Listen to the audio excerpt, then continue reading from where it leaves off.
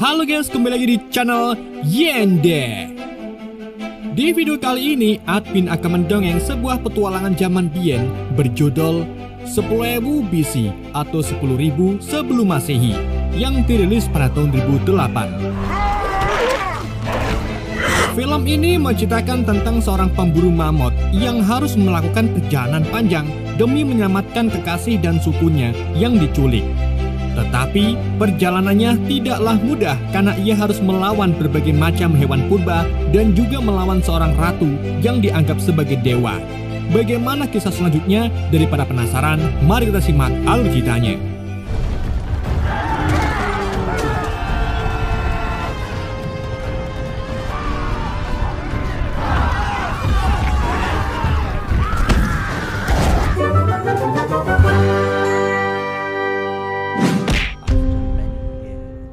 Film di-unboxing pada tahun 10.000 sebelum Masehi, di mana kita diperlihatkan suku pemburu mamut yang dikenal sebagai Yagal.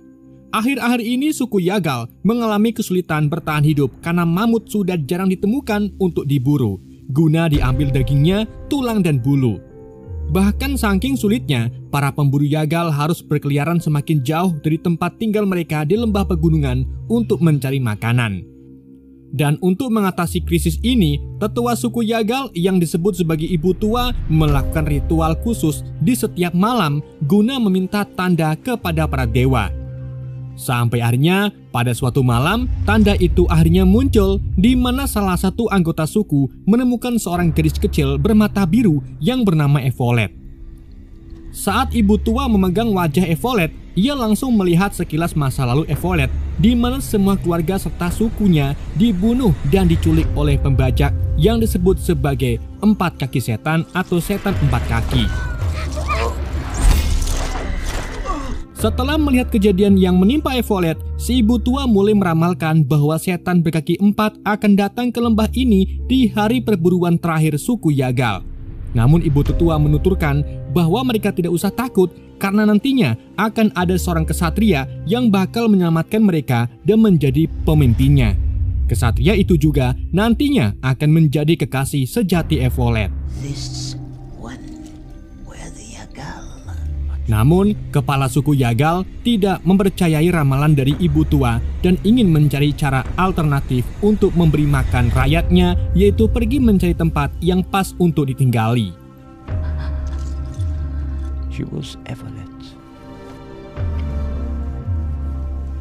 Sebelum pergi, ia mengambil sebuah gelang tulang dan memberikan tombak putih suci kepada sahabatnya yang bernama Tik-Tik. Kepala suku juga meminta Tik-Tik untuk melindungi putranya yang masih bocah bernama Deleh. We cannot wait. Karen. Setelah kepala suku pergi, Deleh mulai diejek oleh anak-anak laki-laki lain termasuk Karen karena ayah Deleh dianggap sebagai pengecut yang telah pergi meninggalkan sukunya sendiri. Dan daripada diejek terus-menerus, Deleh pun akhirnya misah dari tongkrongannya. Namun justru nasib sedap menimpa Deleh, di mana Deleh mendapatkan teman baru yang tak lain adalah Evolet yang terlihat menyukai Deleh. Deleh lalu mulai menggombal dengan menunjukkan Evolet salah satu bintang paling bersinar di langit. Bintang itu tidak akan pindah kemana-mana, layaknya Deleh yang akan selalu ada untuk Evolet.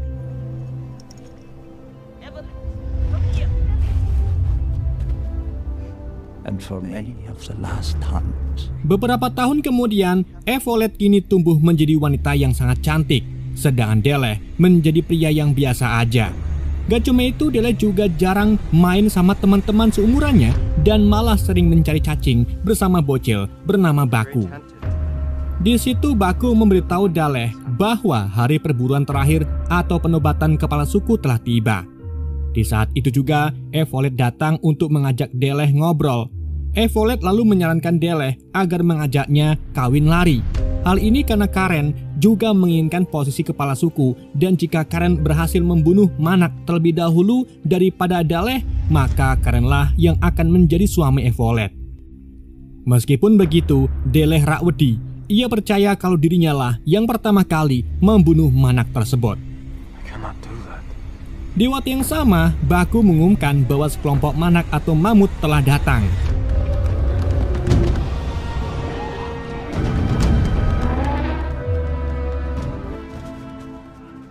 Tik-Tik pun mulai mengingatkan kepada para pemburu bahwa siapapun yang membunuh mamut akan mengeklaim tombak putih suci dan menjadi kepala suku.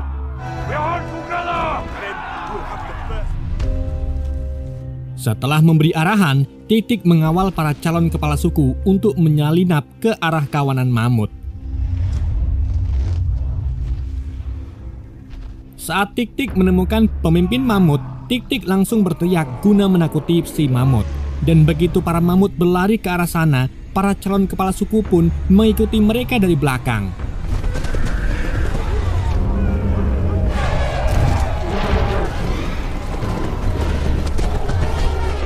Di tengah kejar-kejarannya, kawanan mamut itu lalu lari ke sebuah perangkap yang sudah dibuat oleh suku Yagal, di mana salah satu mamut bertubuh besar berhasil terjerat jaring. Namun karena si mamut memiliki kekuatan seperti mamut, dia pun meronta-ronta dan tak sengaja menyeret para pemburu, termasuk Deleh yang tangannya tersangkut di jaring. Untungnya, jaring itu tersangkut di bebatuan sehingga si mamut berhasil terlepas dari jeratan. Ketika si mamut mulai menyerang Deleh, Deleh segera mengambil sebuah tombak, tetapi tombak itu tertancap di batu sehingga Deleh pun memilih untuk lari. Dan begitu si mamut mengejarnya, dia secara tidak sengaja menabrak tombak yang langsung menembus jantungnya dan menyebabkannya jatuh mati di atas Deleh. Para pemburu yang baru saja datang lalu mengeluarkan Deleh dari badan mamut. Setelah itu, mereka mengucapkan selamat karena Deleh berhasil membunuh manak termasuk Karen yang akhirnya memilih berteman dengan Deleh. Dan karena kini Delehlah yang menang, si ibu tua pun menyerahkan tombak putih suci dan evolet kepada Deleh. Para suku Yagal lalu beramai-ramai mengambil daging mamut. Mereka juga merayakan keberhasilan Deleh dengan minum-minuman hangat. Namun di sini Deleh diliputi rasa bersalah karena kematian mamut itu sebenarnya merupakan suatu kecelakaan, bukan murni karena dirinya. Deleh pun meminta maaf kepada Tik-Tik karena telah berbohong tentang dirinya yang membunuh. Deleh terpaksa berbohong karena ia tak ingin kehilangan evolet. Merasa dirinya belum pantas mendapatkan tombak suci putih, Deleh pun mengembalikan tombaknya kepada Tik-Tik.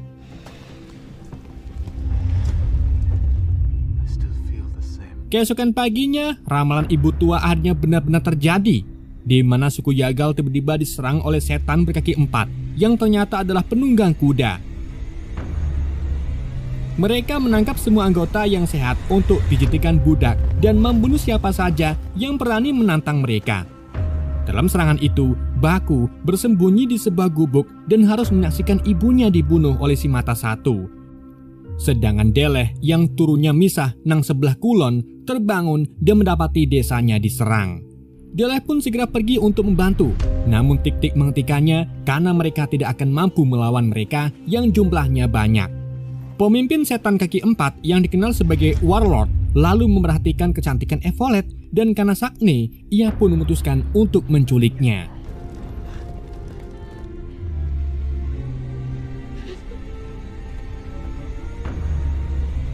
Setelah para penunggang kuda pergi sambil membawa para tawanan, anggota suku yang selamat mulai mengumpulkan mayat-mayat yang tergeletak di tanah. Di sini Deleh memberitahu Karen kalau dirinya ingin mengajar para penunggang kuda. Awalnya Karen melarangnya, namun setelah tahu Deleh akan didampingi Tik-Tik, Karen pun membiarkannya dan justru Karen memilih untuk ikut bersama Deleh. Sebelum pergi, ibu tetua melakukan ritual agar ketiganya diberi keselamatan dalam menyelamatkan keluarganya. Setelah itu, ketiganya pun mulai pergi ke arah wetan. Setelah menempuh perjalanan 10 km, ketiganya mendapati kalau Baku ternyata mengikuti dari tadi. Awalnya Tik-Tik menyuruh Baku untuk pulang, namun setelah mendengar alasan Baku ingin balas dendam kematian ibunya, Tik-Tik pun membiarkan Baku ikut. Setelah berjalan beberapa mil, mereka menemukan sekumpulan batu yang artinya seseorang baru saja membuat api. Gak cuma itu, Deleh juga menemukan sepotong kalung milik Evolet yang mengonfirmasi bahwa mereka berada di jalur yang benar. Namun, saat mereka melanjutkan perjalanan lebih jauh, keempatnya dilanda badai salju tebal, yang mana badai salju itu menutupi jejak para penculik. Meskipun jejaknya hilang, namun keempatnya diarahkan oleh ibu tua yang tanpa henti mengirim doa agar mereka bisa menemukan para penculik. Sementara itu, mata satu atau One Eye mendapati Evolet sengaja menjatuhkan beberapa bagian kalungnya untuk memberi petunjuk. Dan saat Evolet menolak untuk menyerahkan kalungnya, Warlord mencambuk tangan Evolet beberapa kali sampai terluka dan berdarah.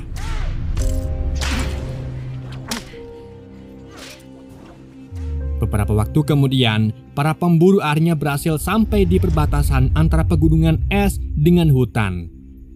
Di situ, Deleh menemukan kalung milik Evolet berlumuran darah di tanah, yang tentu saja membuat Deleh khawatir mengenai Evolet.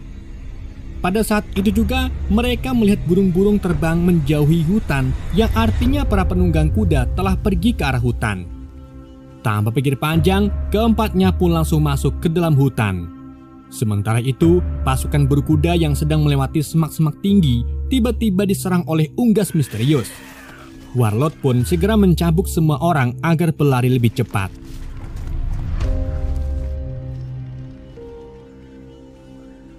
Saat hari mulai malam, Deleh dan cawan-cawannya berhasil menemukan perkemahan para pengendara kuda.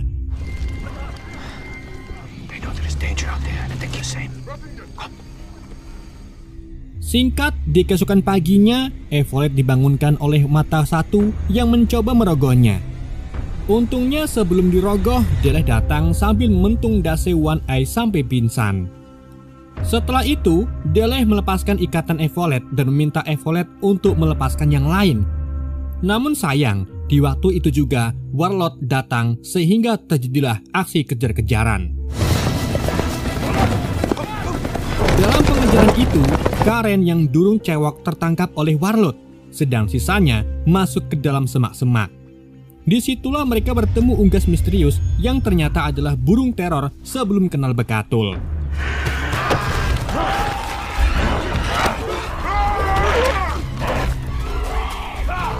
Burung itu menyerang kaki Titik, sedang Deleh, Baku, dan Evolet memilih naik ke atas pohon. Tetapi karena burung teror ada banyak, Deleh pun memancing para burung itu ke arah sana dan berhasil membunuh salah satu dengan bambu runcing.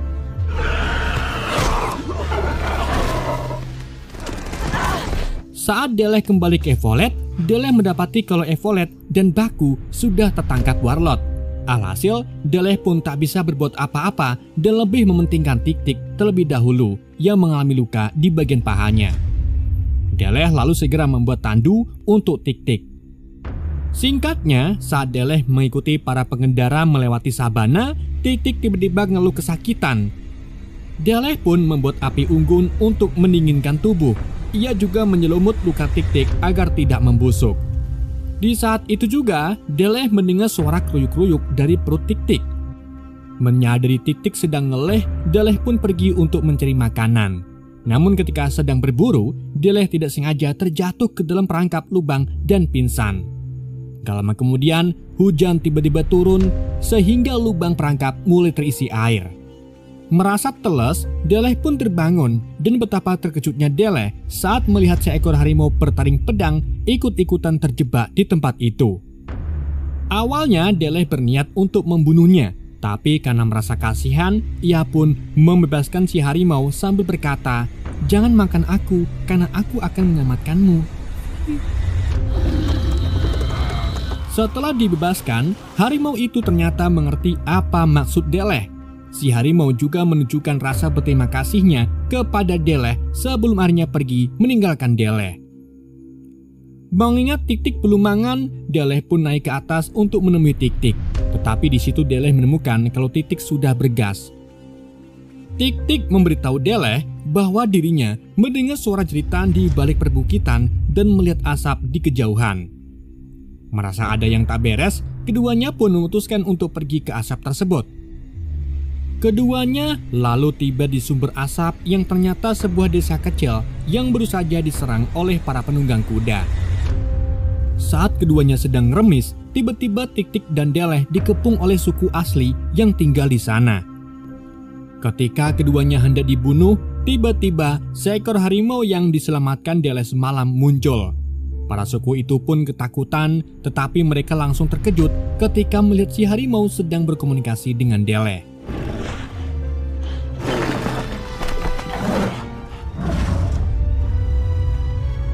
Setelah harimau itu pergi, perilaku penduduk setempat langsung berubah. Yang tadinya sangar, kini terlihat menyambut Deleh dengan ramah. Bahkan mereka mengundang Deleh dan Tik-Tik untuk makan cabai yang belum pernah mereka makan. Pemimpin suku bernama Nakudu kemudian mulai berbicara menggunakan bahasa Yagal.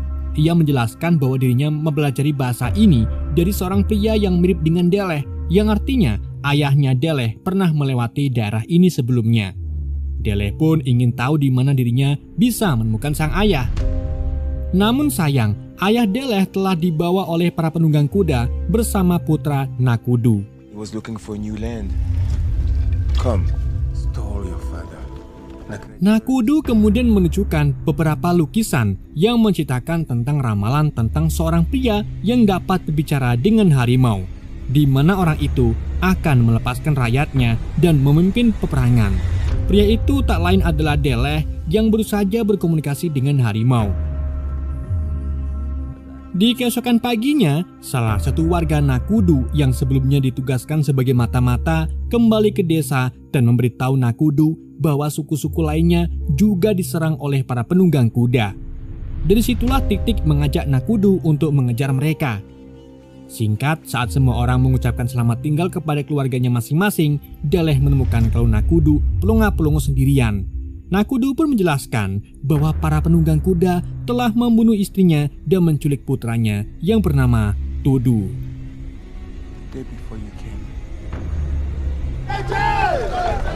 Sementara itu di barisan para penunggang kuda, Tudu bertemu dengan Baku.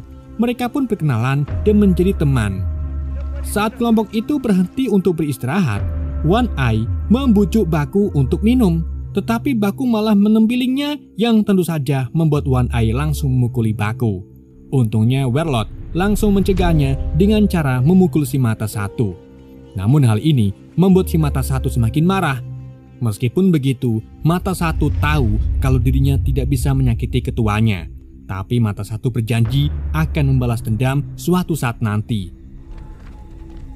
Kembali ke Deleh. Ia meninggalkan desa bersama yang lain dan terkejut melihat banyak suku lain sudah menunggu mereka yang akan bergabung dengan Deleh. Kelompok ini kemudian memulai perjalanan melewati gurun pasir. Sepanjang perjalanan, mereka juga menemukan suku lain yang baru saja diserang oleh penunggang kuda. Dan sebagai tindakan balas dendam, para suku itu pun ikut bersama kelompok Deleh. Singkat cerita, mereka akhirnya sampai di sungai dan mendapati para penunggang kuda telah pergi menggunakan perahu yang penuh dengan sangkar para budak. Namun, karena mereka tidak bisa mengejar perahu yang jalannya cepat, para suku itu pun berhenti untuk mendiskusikan pilihan mereka, mau mengejar apa balik maning.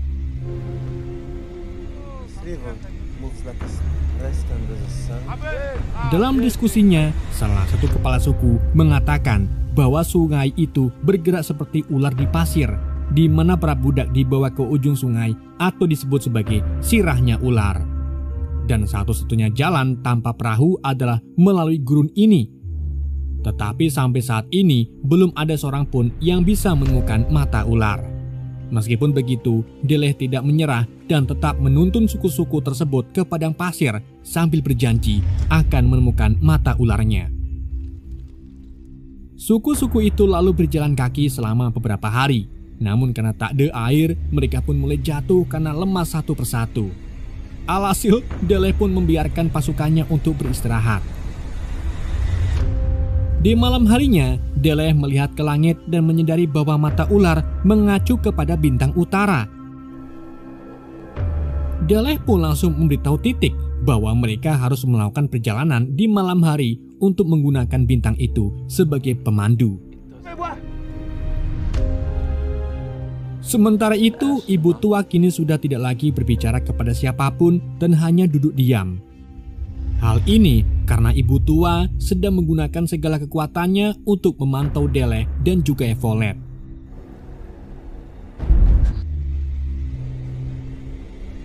Beberapa waktu kemudian, suku tersebut akhirnya menemukan tujuan para penunggang kuda, yaitu suatu tempat yang dikenal sebagai Gunung Para Dewa atau 3 piramida Mesir. Di situ para budak sudah tiba beberapa hari yang lalu dan sedang dipekerjakan untuk membangun piramida sebagai peradaban maju. Gak cuma itu, orang-orang ini juga memperbudak mamut serta memperlakukan mereka dengan kasar yang tentu saja membuat Baku dan Karen Raken marah. Di saat itu juga, datanglah sang pemimpin yang dikenal sebagai Yang Maha Kuasa dan para pendetanya. Semua budak pun berlutut karena mereka percaya kalau pemimpin itu memiliki kekuatan dewa. Pada saat itu juga, sang dewa tidak senang karena para budak lambat dalam bekerja. Ia pun memerintahkan para pendetanya untuk mengorbankan seorang budak yang merupakan teman Karen sebagai hukuman.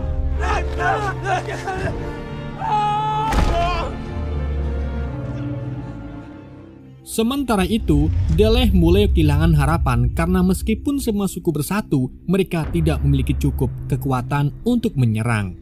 Namun, Tik-Tik menyatakan bahwa jika para budak bergabung dengan mereka, jumlahnya akan jauh lebih banyak. Di malam harinya, Deleh dan Nakudu menyelinap ke dalam kandang para budak untuk memeriksa para budak. Di situ Nakudu bertemu kembali dengan putranya, sedangkan Deleh bertanya kepada Baku tentang Evolet dan mengetahui bahwa para wanita berada di gedung yang berbeda. Deleh kemudian meminta maaf kepada Karen karena telah membuatnya terperangkap. Namun Karen percaya pada ramalan tersebut dan bersumpah akan mengikuti Deleh sampai akhir.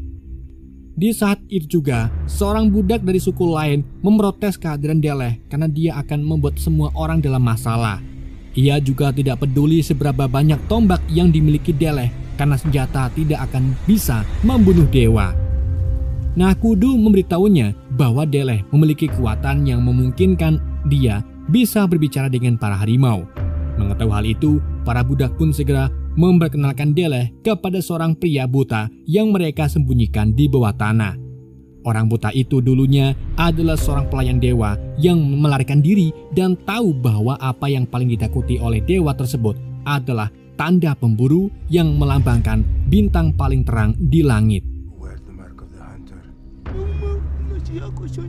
Jika Deleh tidak punya tandanya, maka dia tidak akan bisa membunuh Yang Maha Kuasa.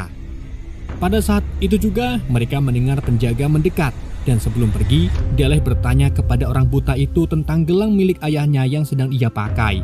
Si buta lalu mengatakan kalau ayah Deleh adalah orang yang menyelamatkan nyawanya, namun sayang ia kini sudah meninggal. Setelah itu Nakudu dan Deleh berlari kembali ke pasukannya. Namun, ketika penjaga mengikuti mereka dan menemukan kalau di tengah padang pasir banyak pasukan bertombak. Mengetahui hal itu, ketiga penjaga itu pun berniat kembali ke piramida. Tetapi ketiganya lebih dulu dihadang oleh Tik-Tik yang langsung membunuh mereka.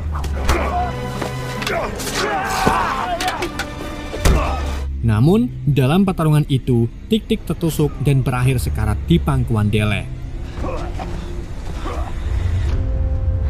Ia lalu menyerahkan tombak putih kepada Deleh sebelum akhirnya meninggal.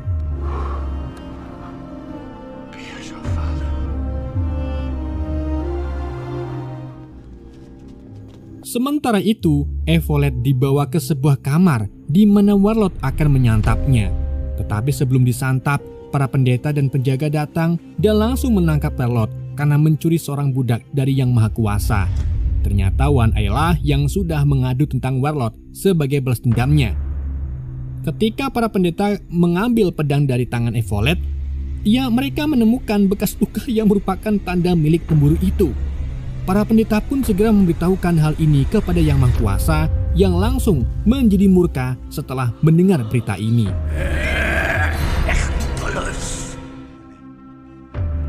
Kita kembali lagi ke Deleh yang baru saja mengubur Tik-Tik. Dari situlah semangat Deleh semakin membara dalam menyelamatkan sukunya.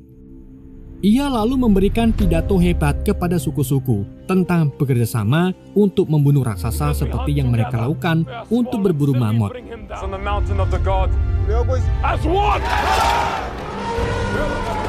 Setelah berpidato, mereka mulai melancarkan aksinya dengan menyelinap dan menyamar sebagai budak. Sementara itu, Evolet dibawa ke Yang Maha Kuasa bersama dengan Warlord yang dicambuk karena berkhianat.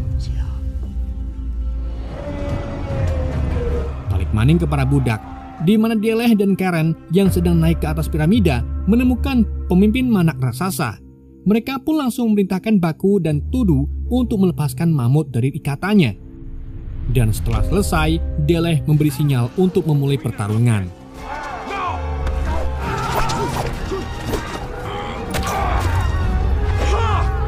Dalam pertarungan itu, Karen mengorbankan nyawanya agar Deleh memiliki kesempatan untuk menakut-nakuti pemimpin manak, sehingga manak itu menggiring kawanannya untuk lari menurun dan menabrak para penjaga yang mulai berdatangan.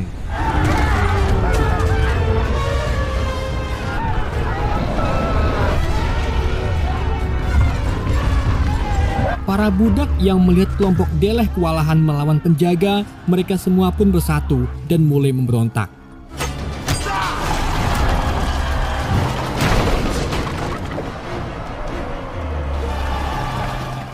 Ketika Al-Migniti atau Yang Maha Kuasa mendengar para budak memberontak, ia pun memerintahkan para pendeta untuk membunuh Evolet di depan semua orang agar mereka kehilangan harapan. Dan begitu Deleh melihat Evolet, ia langsung menghentikan para prajurit, sedang para budak entah mengapa malah tunduk kembali kepada Yang Maha Kuasa dari dalam istananya.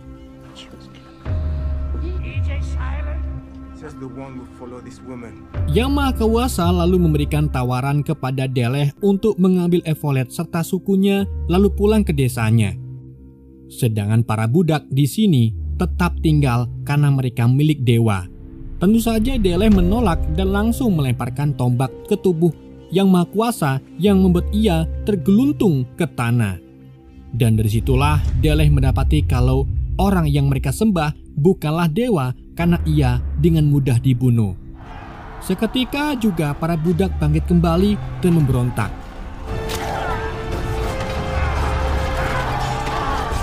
Dalam kericuhan itu, Nakudu berhasil membunuh mata satu dengan tombaknya, sedangkan Warlord membawa kabur Evolet. Melihat kekasihnya dibawa, Deleh pun mengejarnya. Di tengah itu, Evolet menusuk perut Warlord yang membuat mereka berdua terjatuh. Evolet dan Deleh lalu berlari ke arah satu sama lain, tapi sebelum mereka berpelukan, Warlord menembakkan busurnya dan mengenai Evolet. Hal ini pun dirasakan oleh ibu tua yang langsung muntah darah. Deleh yang marah besar kemudian berlari ke arah Warlord dan membunuhnya dengan tombak putih. Setelah itu Deleh memeluk Evolet yang secara perlahan meninggal. Kini Deleh pun merasa hancur karena perjuangannya selama ini sia-sia. Tetapi gak lama kemudian, sang ibu tua akhirnya rela memberikan nyawanya untuk Evolet dan akhirnya Evolet pun hidup kembali.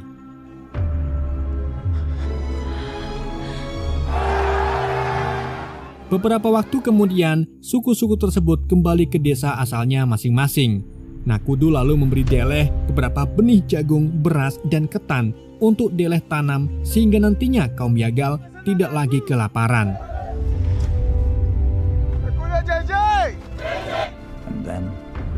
Deleh dan anggota suku yang diselamatkan kemudian tiba di desa mereka, dan setelah musim dingin berakhir, Deleh dan Evolet mulai menanam benih-benih tersebut yang mulai tumbuh cukup cepat.